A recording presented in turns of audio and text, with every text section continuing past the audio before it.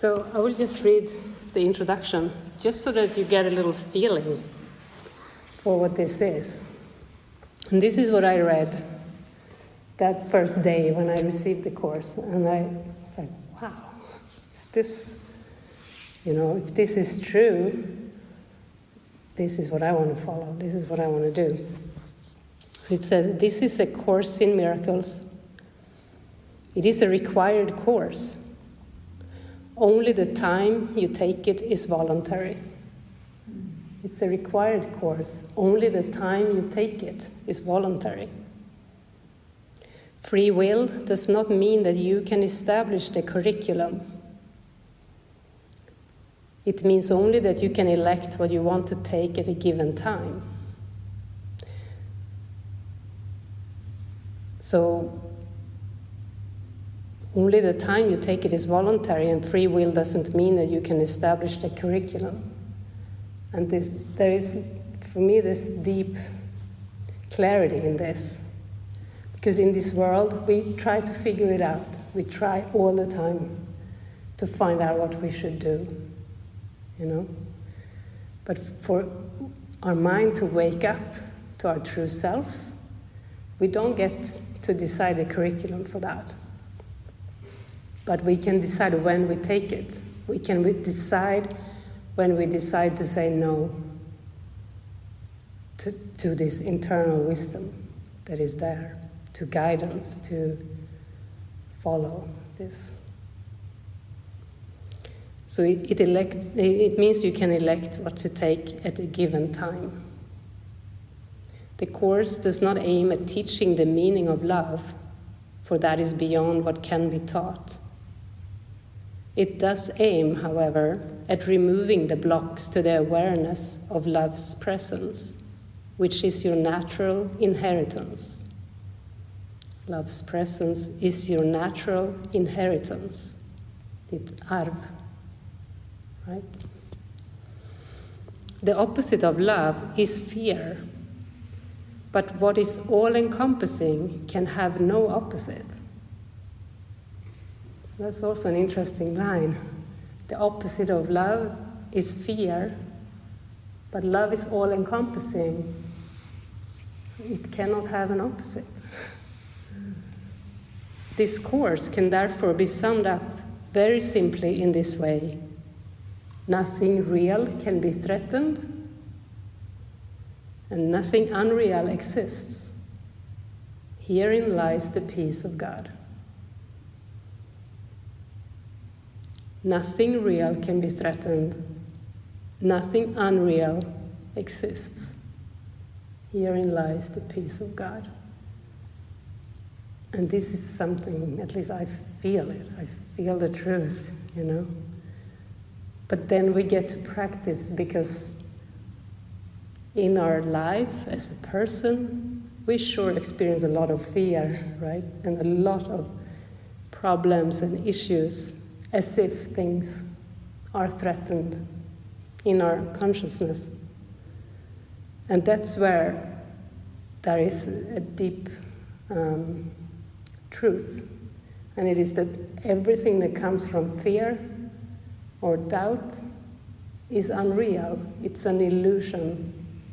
It's the Maya, The world is an illusion. You've heard it probably. It's a projection.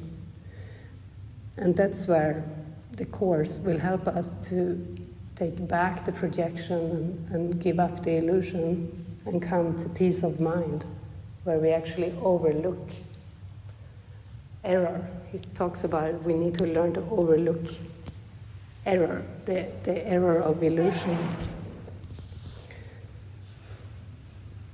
So that's a brief introductory summary of A Course in Miracles.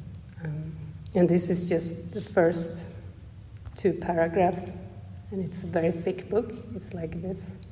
It has a textbook, and it has a workbook. The workbook has 365 lessons, one for each day of the year, where you can read the lesson, and you do the lesson in your consciousness every day. And it will train your mind to think with the source, with God or with truth. And it basically makes you happy. Because if your mind is ready and willing, it goes really fast. I've met people who studied a course for 3 months, and for myself, and you probably, like, everyone has this big transformation in their lives. It just, it's profound. And for me, I just thought, I'm going to follow this. I'm going to follow this message. And it made me leave everything behind in Sweden. I left family, job, house, my studies, everything. And flew to America because I felt the inner guidance. It's for real. Like, I felt like I've done a lot of spiritual things, and I worked hard on myself, on going deeper, on shifting my consciousness, on doing the right thing. And then it was as if, like, I came across the real deal when I got the course, and was like realizing this really works. This really works, And for me, it looked in form like I left everything behind, but I was led to a community, or actually it wasn't a community, it was a spiritual teacher of A Course in Miracles who I lived with and worked with I ended up working with him for 14 years, like closely. I'm still connected with him. But that's where, when I was there, I realized this is for real. This works. This is not another spiritual path for me. So I think, so for me and for Barret, we follow the inner guidance, which of course has helped us to get in touch with. So this week will be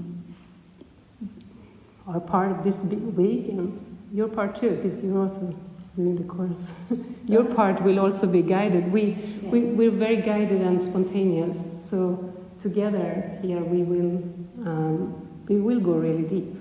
I know that because that's what happens in the retreats. But it's not like we have a pre-planned idea for what it's going to look like. So it is in our joining, in our collaboration, in your sharings, too, that we will go deep together. Yeah, I just want to kind of emphasize a couple lines in that introduction, which are the 2 lines: nothing real can be threatened, nothing unreal exists. And then he says, herein lies the peace of God. So what is real is love, God, truth, oneness, and that is your truth too. We're all one in that experience. So that can never be threatened. Nothing unreal exists. Would be anything else, anything angry, fearful, judgmental, upset, tense, struggling. These parts are not the truth. And this is one thing that the message of the Course delivers over and over and over again. As Jenny says, it's a good-sized book. And the message comes in different forms, but it keeps coming back to that same point. The crux of that is, what do you want? What do you want to choose? These are the 2 things we always are choosing between. And so we just keep having that choice point. And that choice point is always right now. That's when we can choose. We can't choose in the future, we can't choose in the past. But if those things, thoughts of the future or the past, are getting in our way of experiencing this moment, then they become something we need to hand over and find a new perspective with. Because once we find that new perspective, then we can be back in peace. So there is no real justified reason to not be at peace, except for we all think there is. And so this is what needs to be shifted. This is what we need to heal and undo. This is what we'll be supporting you all with in our time together. Yeah. And it does take a very deep dive into the mind, because we're conditioned. We all grew up, in a certain environment, and we were trained, and we trained ourselves to believe everything that we believe. And that's what the Course in Miracles will help us to look very deeply at what's going on in our consciousness, to release all the limitations it's always a doubt about our identity that is in the core of everything. So it is this learning about our true identity. It's a path of becoming very aware of your thoughts and to face fears, because that's what it's about. There's so many different fears that we carry, and so we get so many opportunities to face fear. It is very interesting. That's a word I use a lot. Yeah. For me, I had, it was very scary for me to feel this inner calling to follow this path. Because I had a 10-year-old son, and I was a mother, and I thought, when I received this calling to go to America, I thought, that's insane. You don't leave a 10-year-old, he needs you. So I had a very deep struggle and battle inside of me. The pull was so strong. It was just the one thing I want to do. And I had learned that I have to undo my role, the mother role. Like, we play so many roles, family roles, it's a very big deal. And I knew that's not who I am. Mother, that's not who I am. I already knew that. And I felt like I had kind of graduated in the role as a mother. That was the experience. I felt like I had taught and learned as much as I could in that role. And I felt God's calling was so strong that I just must follow it. But it became this huge struggle. I felt so guilty. I felt so bad, because everybody told me how bad idea it was to leave him.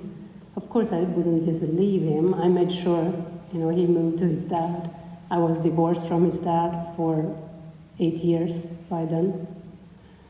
And he wanted that. He loved his dad. He loved playing soccer with his dad.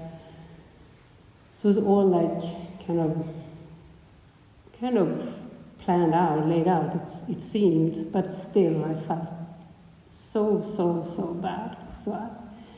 It just came a point, because I started talking to people. I said, I'm going to go to America. I have this inspiration. I can't stop myself. And people just stared at me and just said, who do you think you are? Are you going to go to a sect, a cult? And are you going to leave your son? You're crazy. You have to wait until he's 18. Then you can go. And I thought, yeah, they are right. I felt so bad. So in this process, after I had started feeling this inspiration, I just started thinking one day, no, I'm not doing it.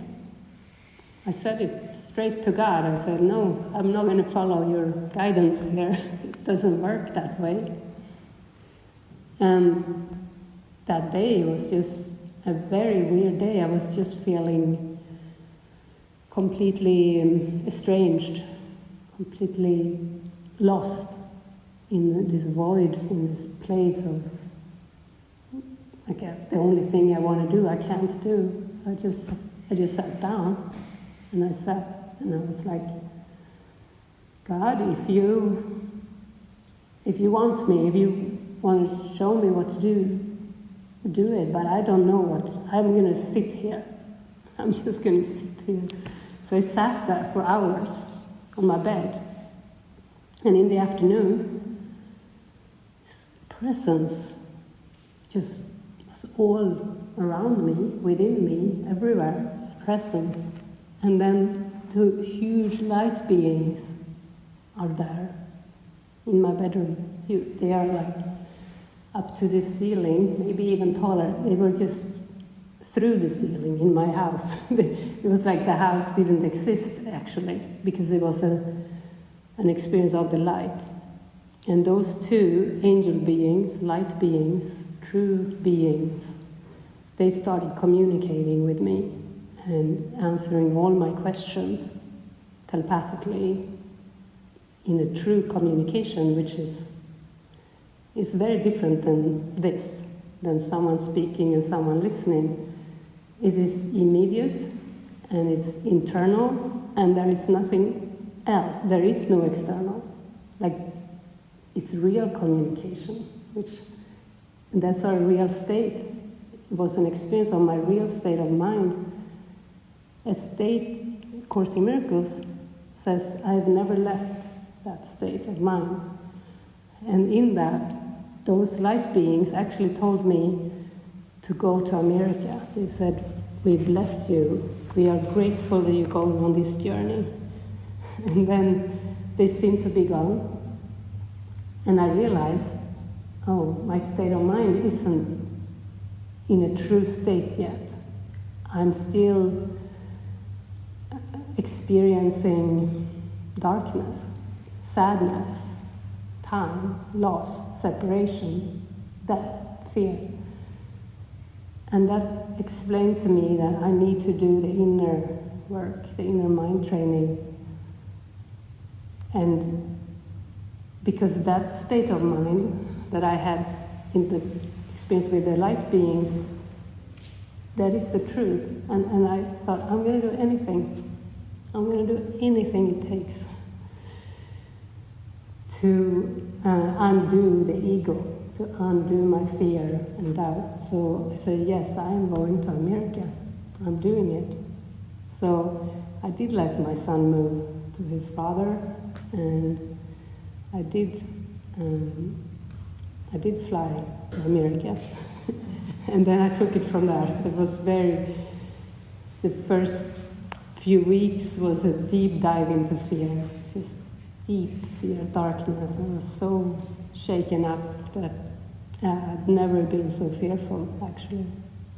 But then the guidance took me onwards to my friend, beloved, who taught me through spirit just everything. And I went even deeper or even higher. And yeah, that's the way it's gone. I can share more. I can share anything you'd like to hear. So that's how it started for me in 2006.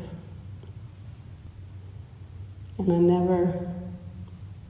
never regretted it, and I am not the same. I don't recognize myself as the person I was before this. She doesn't exist. Now I know she never existed, because it was a bad dream. It was a difficult, dark shadow experience that I had chosen to go through in this life. So yeah, So now I'm just happy to share and join, and we have we got married a year and a month, I think, ago. Thank you. And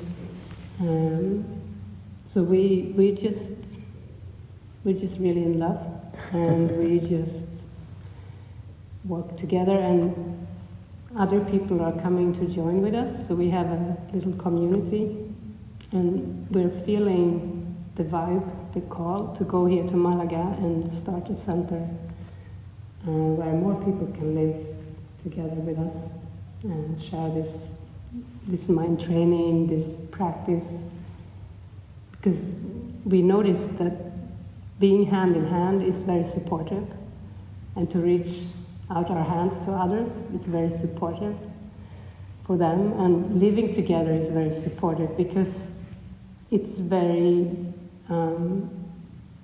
caring and loving, but it also brings up fear and stuff in the persona that we need to look at together.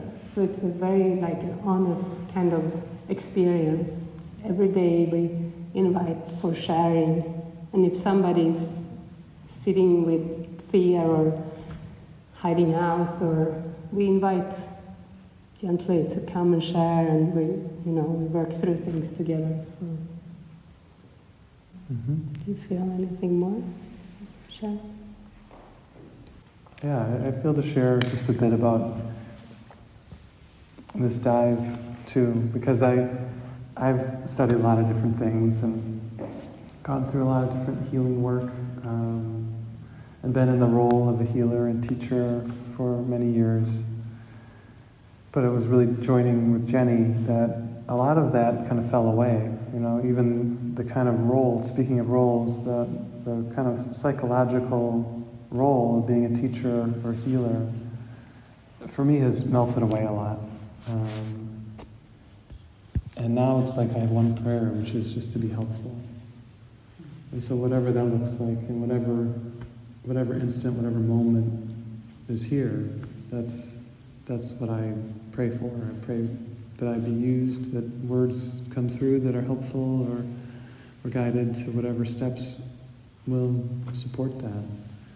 And it may look like there's 15 different people here, 14 at the moment, but there's just one of us. And so when you heal, we all heal. When you heal, we all heal.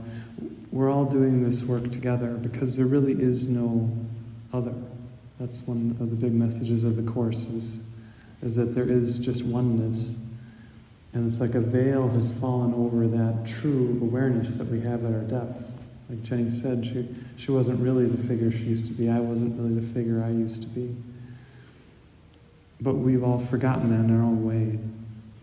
And so the healing work is like lifting those veils. Yeah. And maybe a better way to say is to let the veil be lifted from us, because we don't even do that. Spirit does that for us. We just have to not hold it in front of us. We have to be willing to let go so it can be lifted and released. And we just do it over and over and over. So it really has been a joy this last 13 months of marriage and the time leading into that. One of the things the Course says is that when we let go of our fear, we find ourselves in the happy dream. We are a happy learner because we know that everything that comes up, even the stuff that is tough or challenging, that's there for us too. That's our next opportunity to be even more aligned with the truth, with God, with oneness, with love. When we pray to know love truly, people who have made that prayer really deeply often have an experience that the crap comes up. And the reason for that is because when you really want to know God, when you really want to know perfect oneness, the things that are not that yet in your mind have to show up and be seen. And they will. But you're not alone in that work. So don't worry if times feel intense or things feel big as you're going through. And obviously in this retreat, you're not alone. You have support. You can come to us if something comes up. Come to Ida, talk to us about things. But on another level, you're never alone. You always have Spirit with you. You always have that reflection of God's love that you can turn to. In the Course, that's called the Holy Spirit. We can talk to Jesus. It uses Christian terminology in a way that helps to align us with the oneness. But if a different symbol works better for you, you can use that. But it's all about coming into alignment with that teacher, that inner guide, so we can know that peace that is our truth.